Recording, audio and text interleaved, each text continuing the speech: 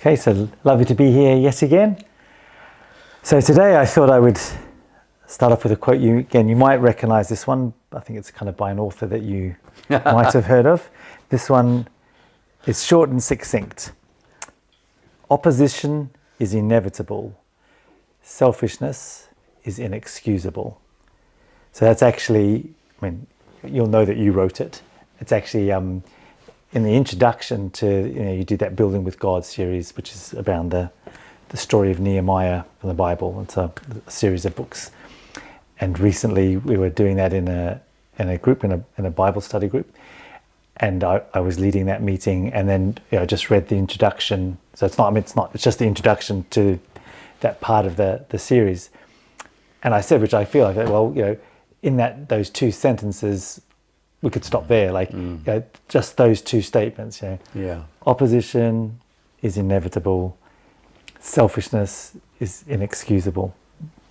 And just the reality of that, you're not explaining, you just say it, but it really struck me that there's that reality, again, probably both of we might, I guess, I don't know whether we know that opposition is inevitable, but we'd like to think that opposition is not inevitable because none of us like opposition. And then the reality that selfishness is inexcusable, where, again, I said in the meeting, honestly, selfishness just feels, that's just normal. It doesn't feel inexcusable. Obviously you're not talking about the existence of selfishness. The existence of selfishness, that's true. But the fact is it shouldn't exist, should not be, it's inexcusable in our, primarily our relationship with God and then our relationships with one another. And so again, that really did, it really struck me as sort of that, am I living, when I read it, it strikes my heart. Am I living in both those statements that, living for God, I shouldn't be surprised by opposition. Again, starting with myself, opposition within myself. I shouldn't be opposition within myself, and then going out from there. I shouldn't be surprised because it's inevitable. It is part of living for God.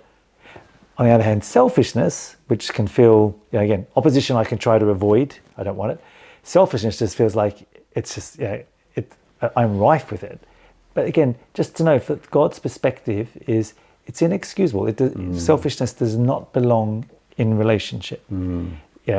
In any relationship, but again, starting with. So I love that. Obviously, you wrote it. I didn't write it. So I'm not asking you to talk about it as where did it come from, but just just what that really means to you. Because I loved its clarity, its succinctness, which therefore it had such impact.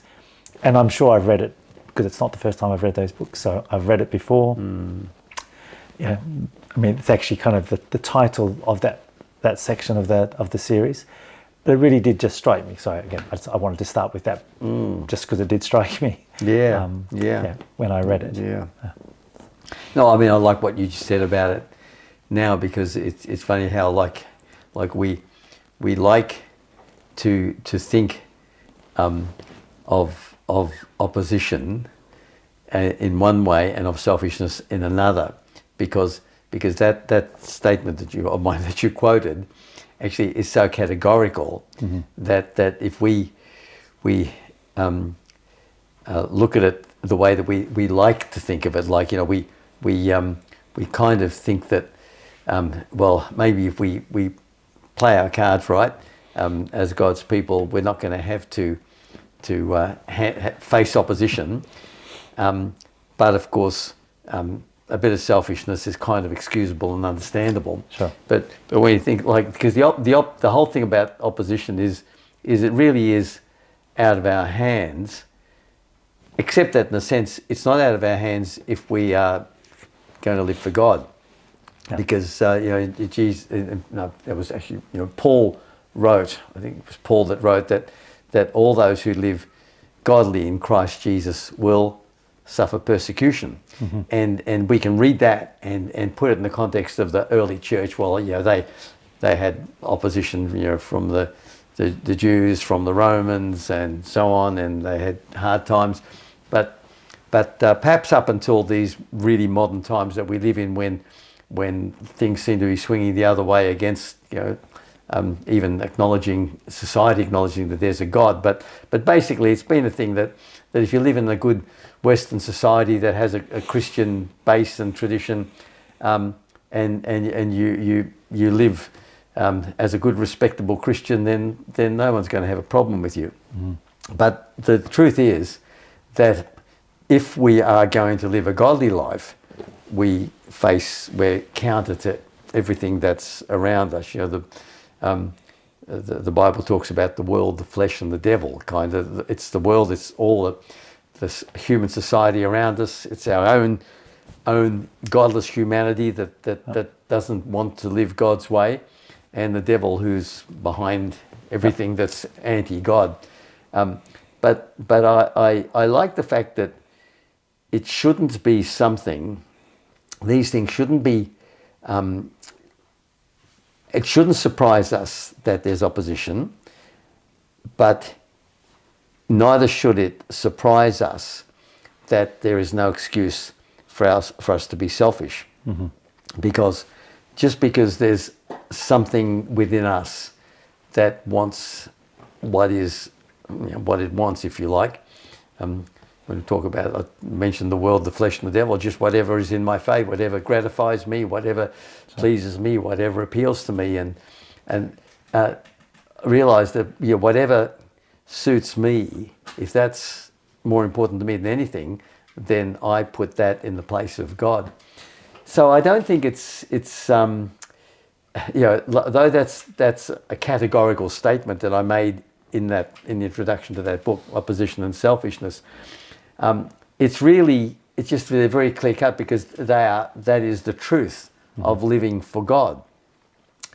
And just like going right back to Jesus himself and the early church, no one sought opposition. They didn't seek the opposition. They didn't seek, and then on through the history, not just of the early church, but whenever people have lived for God throughout history, and very unpleasant things have happened to them. You've only got to read that whole 11th chapter of Romans, the faith chapter, to the 11th chapter of Hebrews, the faith chapter, which talks about what people endured and who by faith what they overcame. You realise that in fact it's been normal for people who've lived for God. And just because often in our day you don't get that sort of hard persecution, you get the soft persecution, which is often a lot more insidious. The fact is that this world, which is still fundamentally godless, does not actually tolerate people who really live for God. But that shouldn't be our focus. Having said that, I remember many years ago having read the saying that no mature Christian ever has his eyes on the devil. We know that there is a devil. We know what the godless world around us is like. We know what our own human tendencies can be away from God. But none of those things should be our focus, because when our focus is God, then that's not, I was going to say, the first step towards not being selfish, but it's the whole key to not being selfish, because we either live for ourselves or we live for Him. So I don't think that we should be. Well, I know we shouldn't be preoccupied with any difficulties or things that seem to come against us. We should be aware of them. It should never surprise us when these things come against us in all kinds of manner of fashion. And Jesus again warned his disciples that people will say things against you, people will do things to you, and even those that kill you will think that they're doing service to God. So don't be surprised. Maybe no one would seek that, but don't be surprised that it could even come to that. But it's not about that. That's not what you seek. But you know that with living for God come what may, then there will be opposition. But our whole purpose and our whole aim and our whole goal and focus should be on living for God, which means that then the choice about am I living for myself or for Him is already a settled matter. And I think one of the problems is that, going back to the thing about selfishness is inexcusable, because we like the idea of being able to excuse selfishness. We like to be able to have mitigating circumstances. We like to say, well, I'm working on it, or yeah, that's good. I should watch this and I should watch that. And we tolerate things in ourselves that had Jesus tolerated those things for a moment, he could never have succeeded in doing what he came to do. Yeah, I've got 2 points from what you said that I just like. I think, well, the first one probably, like, say, even like a bit like personally for me, is almost like one aspect of my selfishness is that I would like to, like, say, to minimize opposition, like, say, and it reminds me, Yeah. even though your experience of this with God was much fuller than just this one example of, again, your time when you were on the Russian ship with the Mary sisters, and after going through the Garden of Jesus suffering, you found yourself praying that, I never want to separate myself from you, because I want to share in all your suffering and all your shame. And to me, it's the same thing. Like, if you almost like, if I can see opposition coming up, kind of like, oh, I'd like to kind of like, could we just kind of minimize this a little bit, and I'll come back to you. So just it would almost be an expression of selfishness, which is an expression of liking to avoid opposition, where rather, like, actually your heart is, again, it's not going after opposition, but really, like, if I actually believe it's inevitable. Yeah. So I'm not looking for it, but nor am I trying to avoid it, because actually, and your experience at that time was you realized in your heart, I never want to separate myself from Jesus. So even if I have the choice of separating myself, so it wasn't about wanting suffering or wanting opposition, but it's actually what I do want is to never separate myself from you. And I thought, and I think, again, when I just read that statement, I think, well, there's the side of me that would like to, I could say it in general, I know opposition is part of it, but if I think, like, I get there's a way ahead and there might be opposition, I think, well, maybe if we go this way, and then I'm not seeing it as just, like, say, it's nothing for me to worry about, nothing for me to focus on, but realize it's actually an inevitable consequence of living with Jesus, just as it's an inevitable consequence that it's going to cost me things. Like, like, say, often the opposition starts internally, isn't it? Like, my humanity says, no, I don't want it that way. I want to be able to do this. Like, the part of the opposition to living for God is from within myself. That what rises up the first thing that rises up in opposition is me. That says, hang on a minute, I want to be able to do what I want to do when I want to do it. And so, like, it's inevitable. But the next bit is, it's not. Don't think just because it's inevitable that it's excusable. Like, it's inevitable that there'll be opposition, but in that example, the selfishness is inexcusable in its existence. And I think really talking about that, especially with regard to selfishness, is very topical and very important for God's people in the world that we live in, because being the age that I am, I grew up at a time when actually people were fundamentally just as selfish as they ever were and are now. But as far as society went, selfishness was not something that anybody wanted to have as a label. Nobody wanted to be thought of as a selfish person, even if they were being selfish. It was shameful to draw attention to yourself. It was shameful to be full of yourself, as they used to say. But now, so much is about self, from something as basic as taking a selfie, to the fact of looking after yourself and caring for yourself and having me time and all those, and they're pretty mild versions of this whole push to make your life about you, and that actually plays to the ungodly part in us, the part that doesn't want God, the part that we were born with, that Jesus came to free us from. And that's actually, and unfortunately, when it becomes socially acceptable, then instead of there being a negative stigma to it, it's actually encouraged. And when you get a society of selfish people encouraging that in one another, it becomes like a mutual thing. Like, the more it's encouraged, the more it suits me fine, I can be my own person. I can do the thing that I please. on my terms. If I'm no longer being fulfilled in the relationship, I can end that relationship. If I can basically have life. The important thing is that my life is about me. And that's really, I think, because it can always, like, even if people feel uncomfortable with it, they think, oh, well, yeah, okay, it makes sense. Why not? But what it really means, and what it means for God's people, is that we, again, put ourselves in the place of God. We become our own God, and life doesn't become about what pleases God, it becomes about what pleases us.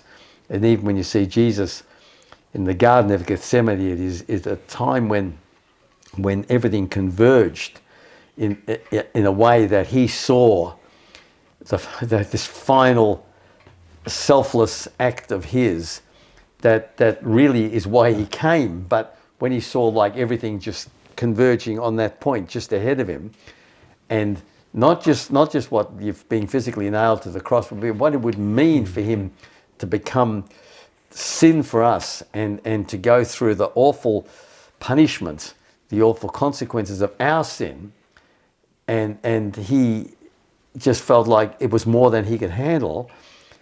Even when he was inevitably so honest, because when I say so honest, he was absolutely honest. Therefore, his honesty did not. He didn't say anything noble. He just simply said, "Father, if it's possible, let this cup pass from me." Yep. But that wasn't the end of his statement, as we know. The rest of it was, "Nevertheless, not my will, but yours be done." Mm-hmm. He was saying, like this is. I just don't know how I can go through this. But even then, it's not for me. It's for you, and then it's not what I want. It's what you want. And I think that for Jesus, it was so settled. Yeah. that though he was just, again, and it wasn't a charade, this was real, he was one step away from ending that statement halfway through and saying, I just can't go through with it. No. I won't go through with it. And he didn't, I don't think he lived up until then in the shadow of that. And maybe he didn't even realize himself until he got to that point. You know, like he was virtually looking at the jaws of death and hell yawning open in front of him to consume him. But he also knew that he'd come so far by his choice because he only wanted to do his Father's will. And the last thing he would do at that point would refuse to do his Father's will, even though he asked his Father. But he didn't make it his choice to take that away or to refuse that to his Father. He just made it his choice to ask his Father. Mm-hmm. And I don't know what it cost the Father to know that he wouldn't, or to refuse that request. But for us to have it settled that no, like that's not negotiable. Mm-hmm. It's absolutely not negotiable. We don't have to be heroic about it. We don't have to even future trip and think about, gee, what might this cost me or anything. It just simply has to be a settled thing. My life is being lived just to please God, just to do God's will. At the heart of that, for Jesus, and it must be for us, and the only way we can live like that is because we are living in a love relationship with God. Because nothing else, like Paul wrote in the 13th chapter of 1 Corinthians, even if I give all my goods to feed the poor, and if I give my body to be burned, but I don't have love, I'm nothing. It's not like the only thing that will cause me to pay the ultimate price, or the price that I just don't want to have to pay, isn't going to be because back there I gritted my teeth and made up my mind I'm going to stick to it come what may. Because you can do that. Paul said, I can give my body to be burned. But the thing that makes it a godly thing is because I love him too much to do otherwise. And that's what it was with Jesus. And the relationship before Jesus left his disciples at the Last Supper, when he prayed to the Father for them. And it's great that was all recorded.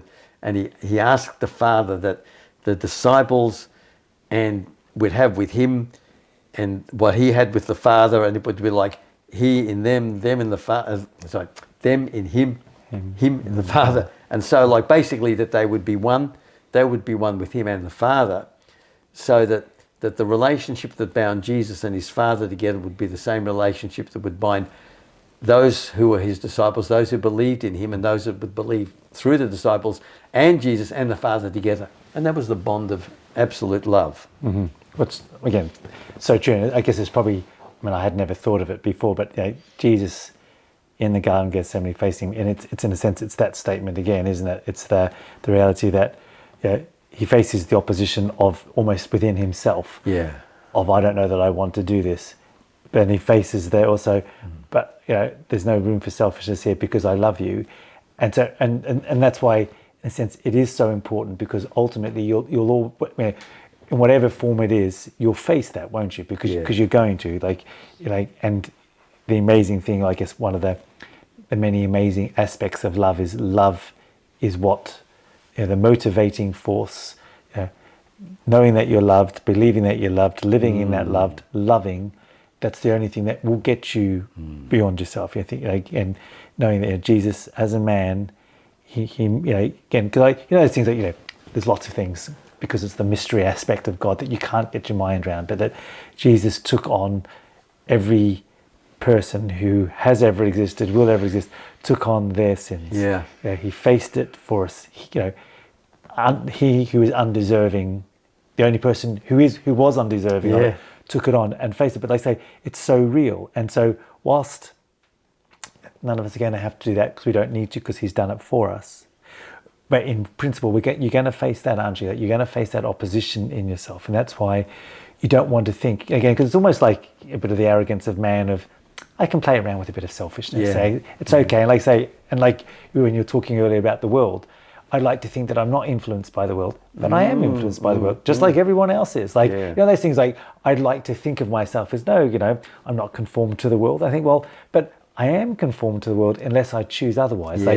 You do just get so used to selfishness in all its guises. I mean, a lot of its guises aren't even that obviously bad, but just again, like a bit of me time, for me to think about, for me to care for you, I need to think of me, which almost sounds like, well, that's true. That does sound reasonable. And, in some ways there's truth to it in terms of someone physically caring for someone. They need to make sure that they're physically well to care for them and rested. But how it does subtly seek in. So, when you see that example of Jesus, I think, well, because it was really true that he really loved God, he always had, he really was only about his Father's business. That really was all he cared about. He could face it, face the reality, I do not want to do this, but not stop there. Yeah. And that same potential is in each of us. But for it to be for that little, those two sentences to be true of my life, opposition was inevitable, selfishness was inexcusable. Love, it's because, I love, but not I love, I live in that love. It's real, it's tangible. So you often feel like that, don't you? In so many little choices, the consequences aren't that important. But they are, because you're learning to do that. And so I think for Jesus, so when it counted, when the stakes in a sense were the highest, I mean, for him, for Jesus, and for us, I mean, the stakes were the highest in a sense, that there was still a choice he had to make, but it was there to be made, because he'd been making that choice for all his human life, been making. I mean, so it was real, and that is the importance of, say, going back to myself, feeling struck by those two sentences, and okay, I want to make sure they don't just strike me, I don't just quote them, but I actually live in them.